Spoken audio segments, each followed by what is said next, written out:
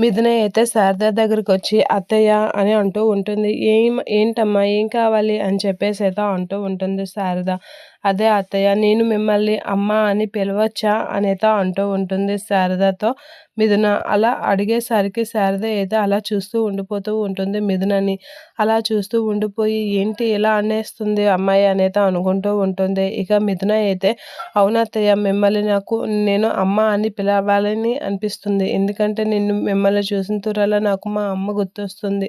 నాకు మా అమ్మ మీద కొంచెం ఇదనిపిస్తుంది. అందుకే మిమ్మల్ని నేను అమ్మ అని పిలాలి అనుకుంటున్నాను. మీరేమంటారు అని చెప్పేసి అడగడానికి వచ్చాను అనైతే అంటూ ఉంటుంది. అలా అడిగేసరికి శారద అయితే అలా చూస్తూ ఉండిపోతూ ఉంటుంది. ఏం మాట్లాడకుండా అలా చూసేసరికి ఏంటత్తయ్య నేను మిమ్మల్ని అమ్మ అని పిలవచ్చా అని చెప్పేసి అయితే అంటూ ఉంటుంది. ఆ మాటలకి శారద అయితే చాలా దినగా మిథునకేసి అయితే చూస్తూ ఉంటుంది. ఇక శారద అలా అయ్యేసరికి మిథున అయితే షాక్ అయ్యి అలా చూస్తూ ఉండిపోతూ ఉంటుంది మిథున వైపు, శారద వైపు.